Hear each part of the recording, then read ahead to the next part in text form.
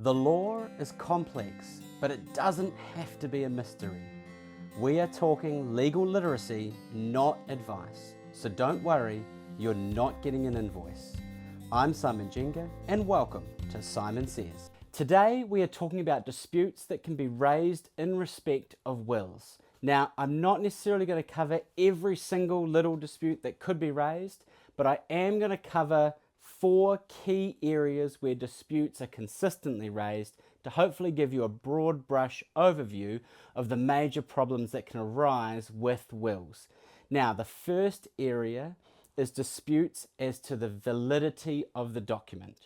And this can be broken up into a number of different kind of subcategories attacking the validity of the will.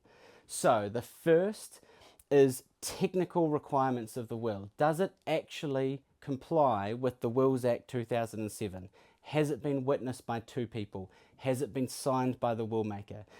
Does that signature look legitimate, or is it shaky, or is it half off the page? Does it look like it might be a photocopy? So all of these things together, or one of these things, is potentially going to impact on the validity of that will, and therefore whether that will should be considered that person's last wishes. Now, often technical defects can be resolved by alerting the court to the problem. If it's a minor thing, then the court might be able to resolve it through the probating process, or it might be something that the administrator who's making the application for probate or for letters of administration is able to satisfy the court that although there is a defect, that it doesn't actually go to the substance or the effect of the document, and therefore it should proceed. So it's not necessarily a dagger through the heart of a will, but it can be a major problem if there is a dispute amongst family. And that's going to be a key thread over the next kind of 5 to 10 minutes, is that if everything is honky-dory, if everyone's getting along and there's no problems, then most of the things that can go wrong with a will are going to work out okay. But as soon as there is a dispute, that's where, if there is a problem, things can go sideways really fast. And it might not even be that there's bad family relationships, like really bad family relationships.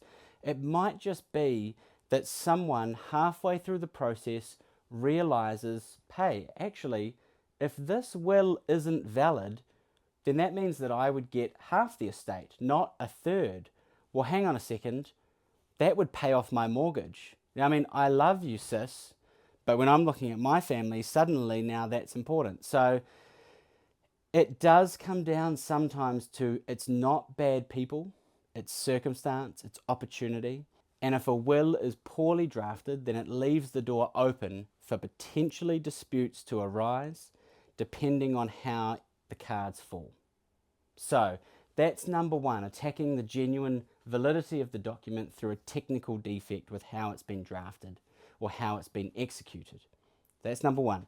Number 2 of this kind of first category is fraud. So there's an allegation that the document has somehow been tampered with or changed in some way. That can also lead to disputes. Number 3 is whether there's a question around the capacity of the will maker to sign the will. So the argument is the will maker didn't have capacity when they signed the will, and therefore it is an invalid will. They can't have legally bound themselves to those wishes because they had Alzheimer's for 2 years, as an example. Those ones are not the ones that end up in dispute, because that's a pretty clear-cut example. The ones that are bigger problems is where it's unclear whether there was a lack of capacity. So tends to be older will makers, tends to be will makers where they are either in care or heading towards care, tends to be will makers that there's a question of dementia or early stage Alzheimer's. Can cover other circumstances, but those are the ones where there's a lot of factors at play and there's potentially questions about whether the will maker has capacity. Now, this one also comes up fairly regularly when suddenly the will maker starts changing their wishes substantially from what they were in the past. So in the previous will, the will maker wanted to leave everything equally to the 4 children. In the new will that's drafted and executed, the will maker wants to leave 5% to each of the 4 children and 80% to the neighbour's dog. A significant deviation from a previous will like that is going to give rise to the children wanting to argue potentially that that later will can't have been valid. And one of the things they might point to is, Mum never would have executed a will like that. She must have been Lala. She must have not had capacity to sign a will because I knew her and she never would have signed that over. So, capacity can be a major problem. Critically to the issue of capacity is that it is determined as at the time of signing, not generally around when the will was signed. So the burden of evidence is on establishing that the will maker didn't have capacity when they signed the will. Not a week before when they couldn't remember their groceries, not a week after when they couldn't remember their son's fiance's name. So it's a relatively tight requirement, but it does crop up. The last key factor that can really influence the validity of a will is undue influence or duress. So has someone exerted pressure on the will maker to get them to change the nature of their will? Now that could be a nefarious child or family member that has influenced the will maker, that has convinced them to change their will, that has exerted pressure on them. I won't care for you anymore unless you increase my share in the will. That kind of behaviour. So it can be overt pressure, but there are often allegations of more subtle pressure. So things like, oh, it'd be a real shame if I wasn't able to look after you anymore, Mum. It would be nice for you to recognise that in your will, I guess, wouldn't it? That kind of subtle pressuring, putting the will maker under duress, is potentially going to impact the validity of the will. Now, the hardest thing about any of these types of claims that I've raised so far is establishing the facts. How do you establish that someone has exerted pressure on the will maker if you live out of town, if you live overseas, if you don't have direct knowledge of what has and hasn't gone on? So if it's not borne out in the documents, and by that I mean it's not obvious from the documents themselves that there's been some kind of undue pressure, if it's just that everyone is saying this can't be right, it's going to be much harder to prove than if there's actual evidence of duress. Now, things that play into actual evidence are the person taking the will maker to their legal appointment. So if we have a family member that is delivering the will maker to our office, and that family member just happens to be getting a larger share of the estate all of a sudden, that's a major red flag that there's potentially duress of the will maker. So it's really a critical element for both the professional and for the will maker to have eyes open, antenna up, to be protecting them from potentially executing a will that has been completed under duress or under undue influence. All right, so that's area number 1, some kind of effect or problem with the validity of the will. Now, number 2 is what we call testamentary promises. Now, this doesn't come up a whole bunch, but it's still an important head of claim. So this is where the will maker has executed a will and it doesn't account for some promise that they made to someone during their life. So easy example is that you live next to your neighbour, you mow their lawns on their $15,000 John Deere lawnmower for 10 years. They always say when they die that they'll leave the lawnmower to you and thank you for all the lawn mowing you've done, and you'll get the lawnmower to do your property moving forward. They pass away, there's nothing in the will about the lawnmower. And that's kind of a classic example where this promise has been made in exchange for services, and then it's not reflected in the will. And that's where a claim will lie. It's actually more common to see these kinds of claims with children who are looking after parents and then claiming that that care entitles them to something additional from the estate. or that the parent promised them that they would get more out of the estate as a result of this service that they're providing. It's not super common, it does come up, it's a relatively difficult head of claim to maintain, but it all turns on, is there evidence for that promise and the strength of that evidence?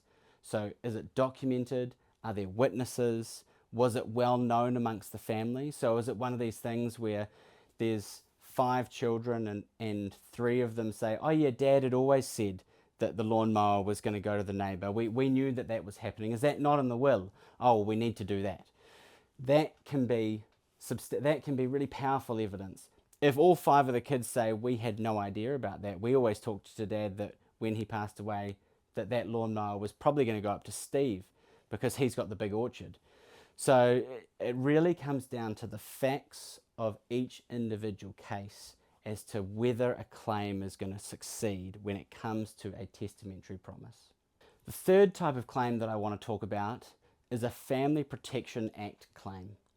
Now, the Family Protection claim is under Section 182 of the Family Protection Act, and this is a claim that I haven't been provided for in the will maker's will, and I ought to have been, because the will maker owed me a moral duty. So the things that need to be established: is a moral duty owed to this person, and has that moral duty been breached by the terms of the will?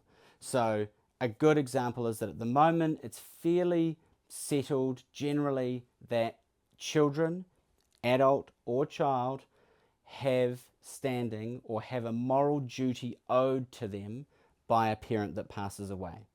So the only question becomes is what's distributed to them under the will, does that discharge the moral duty, or does it not discharge the moral duty, and the court is going to have to take action to adjust the will in order to discharge that moral duty owed to that child.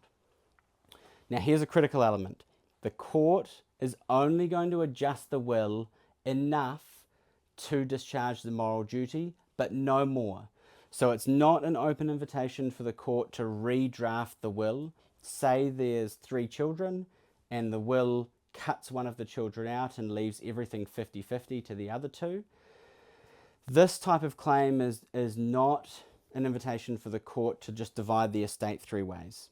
That's not what it is intended to do. What it's intended to do is, what is the minimum that the court needs to give to that excluded child in order to discharge the duty?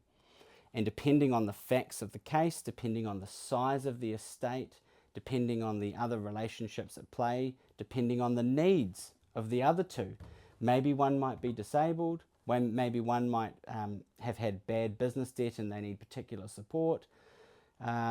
So it's going to take into account all these factors and then come up with a figure as to what the excluded child might successfully be able to claim against the estate. Could be 5%, could be 10%, could be 20%. It really depends on the case and the facts themselves. But what we do know is that an adult child that's excluded from a will has a pretty good chance of a successful claim under New Zealand law as it currently stands as at December 2024. Now that law is currently under review. Don't hold your breath, because that review has been going on for about 2 years now, maybe even longer. So that review is something that is a total review of succession law in New Zealand. There is currently no formalised draft replacement legislation that's being proposed, but this particular claim for family protection under Section 182 is one of the provisions that is actively being looked at as to whether it's appropriate and whether there's an alternative or a better way of housing this type of claim moving forward. So it's going to keep coming up, but potentially in the future it's going to look a bit different. And as things currently stand, it does get a little bit more complex as you move away from being a biological child to any other relation to the will maker, whether it's a grandchild, whether it is a partner or spouse, whether it is a niece or nephew, uncle, auntie. As soon as you are outside of the immediate family bubble, then the strength of that claim has diminished. It's not necessarily a given that there's a moral duty owed. So suddenly, say, a grandchild needs to establish that the moral duty is in fact owed. And then the second part of the test of, well, has that moral duty been breached by the way that the will is being distributed? I.e., if the grandchild has been excluded from the will, should they be receiving something? And it's certainly not a slam dunk that that's going to be the case as things currently stand. But again, it's going to turn on the facts of the particular situation with that particular will. Which leads us into the last of the four main claims against an estate that I want to talk about, which is a relationship property claim. Again, this is one where there's going to be potentially big problems. We don't see it often, hopefully because people are organising their affairs appropriately to avoid these kinds of claims. The other reason that we don't see them often is that the vast majority of couples have their assets together or organised in a way where the survivor is going to benefit in some way from how everything has been structured. Whether it is actual vesting of assets into their control, absolutely, or whether it's two sets of assets but that the survivor has the benefit of all these other assets, and then it's only when they pass away that these assets are passed off to the family on this side. So there's mechanisms that are used in order to ensure that spouses are able to benefit each other, but also that if there is a reason for assets to need to be preserved for other family members, that the spouses can be looked after in the interim. So relationship property claims are going to crop up where either people haven't organised their affairs well, where they haven't organised them at all, or where there's been a disagreement during their lifetime as to how they should organise them, and that then boils over into death. Those are kind of the three main ones. Now that's not going to cover everything because there is a lot of what I might call accidental arising of claims. So the parties never intended for it to be an issue, but suddenly on the death of one of them, the survivor realizes, hang on a second, this is not the deal that I thought that I had made, and my legal position allows me to bring a claim against the estate in order to improve my financial position. Again, it's not bad people, it's just situations where there is opportunity. Okay, so that's the majority of what in my professional experience I see is good people, not necessarily bad people, and just taking advantage of what's in front of them. Relationship property can be a relatively complex area of law. It's something that is far better to deal with during your lifetime to make sure that when you pass away, everything is nice with a bow on it so that the people left behind aren't scrambling to figure out whether there's a claim that needs to be dealt with or whether everything is all honky-dory. And I always encourage clients to look through the lens of the people I leave behind, particularly the ones that I want to receive everything. Those are the people that are going to have to deal with whatever claim is brought. So if I want everything to go to my kids and I leave nothing for my spouse, knowing based on advice that it's probably going to give rise to a claim by my spouse against my estate, it's my children that are going to get effectively sued by my spouse. Now, is that the scenario that I want to leave behind? Or would I rather spend a bit of effort and time structuring everything to make sure that either everyone is aware of what's going to happen or that it's all locked up anyway and as much as possible within the bounds of what is going to be legally upheld? So it's not that everyone has to do everything the same, but as long as you've got the good advice around what your position is, you'll know what degree of risk you are taking on by structuring your affairs the way you are structuring them. If you take one end of the scale and just, let's say we're just dealing with claims from kids against estates, and one of the children is left out of the will.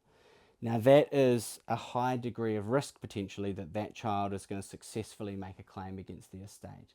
And if you go all the way down to the other end of the continuum where everything is divided equally between the kids, and generally that's going to be the most neutral position for a will. It won't always be, depending on needs. But as a general proposition, equal division is going to be hard to argue with. So that's kind of our spectrum.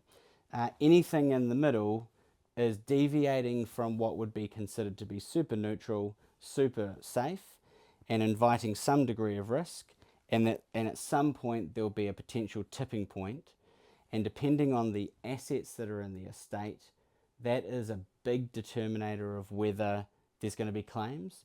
If there's 40 million in the estate versus $400, it's obviously going to impact how much people fight over it. But if it is taonga or heirlooms that are in the estate, then it might not matter whether they're worth $400 or $40 million if 3 of the family members want that item. I don't want a sideboard, I want that sideboard. That was Nana's, that was in Mum and Dad's house, I want it. Those are the things that can really blow up because it's no longer something that the other beneficiaries can just buy the others out of. Suddenly it's something that is irreplaceable. I want that one. Those are where some of the worst disputes will rest because they're very difficult to settle. And people that are in the middle of them are not necessarily going to want to accept something else in exchange for that one item that they really do want. So money is one thing, stuff can be a total other kettle of fish. So the best defense to a challenge to a will is proper drafting, solid execution. Those are always going to minimize the risk of a successful challenge against a will. And what does that mean? That means today, Simon says, talk to your trusted legal advisor about the contents of your will, what should be in there, and making sure that it's doing what you think it's doing and what it needs to be doing. So, if you enjoyed this chat, and even better, if you learnt something that you can take away, please like, subscribe, and check out our other videos to support what we're trying to do here in educating and helping the community to better understand legal issues in Aotearoa, New Zealand. And remember, at LOA Law, we are good lawyers for good people.